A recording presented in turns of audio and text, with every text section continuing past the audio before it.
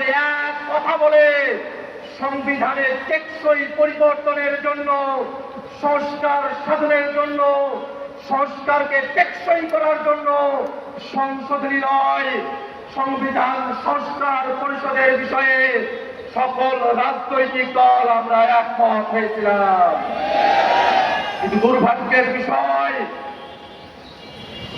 ভোটের আগে পর্যন্ত তারা ফরমালি গণভোটের বিপক্ষে বলে নাই, কিন্তু ভোটের পরে টুঠাট মেজরিটি পাওয়ার কারণে তারা জনগণের রায়কে বিভ্রান্তি দেখানোর সাহস করছে। জনগণ গণভোটের মধ্য দিয়ে বাংলাদেশের রাষ্ট্র কাঠামোতে যে পরিবর্তন চেয়েছে, আজকে 2/3 ক্ষমতার জোরে তারা সেটাকে অমান্য করার পায় তারা করছে। তারা সংবিধানের কথা বলছে, আমরাও বলি দেশ পরিচালনা করতে সংবিধান লাগবে, কিন্তু সেই সংবিধান ৭২-এর মুজিববাদী সংবিধান না। সেই সংবিধান শেখ হাসিনার সংবিধান না। সেই সংবিধান কোন দল বিএনপির সংবিধান না। দেশ পরিচালনার জন্য সংবিধান লাগবে, সেই সংবিধান হতে হবে জনগণের সংবিধান। আর সেই সংবিধানে জনগণের কথাগুলো থাকবে, তার অন্যথা আমরা হতে দেব না।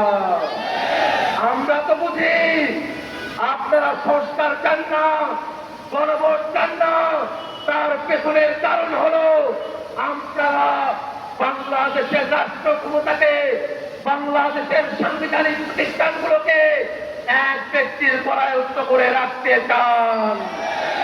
গণভোট মেনে নিলে সাংবিধানিক প্রতিষ্ঠানগুলোতে নিয়োগ স্বচ্ছ হবে, আপনাদের কর্তৃত্ব এককভাবে থাকবে না, সেই কারণে আপনারা গণভোট চান না।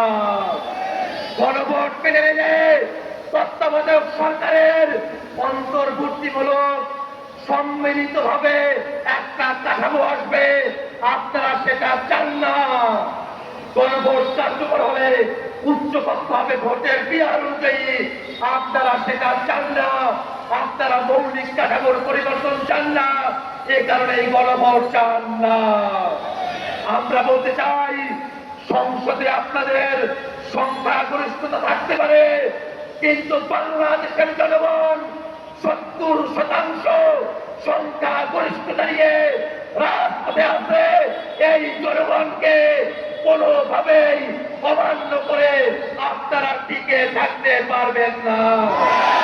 আপনাদের পতন নয়, আপনাদের সুন্দর পদক্ষেপের অপেক্ষায় জাতিকে সাথে নিয়ে আমরা অপেক্ষা করছি। সংসদে রাজপথে কথা হবে সংস্কারের জন্য। ইনকিলাব জিন্দাবাদ।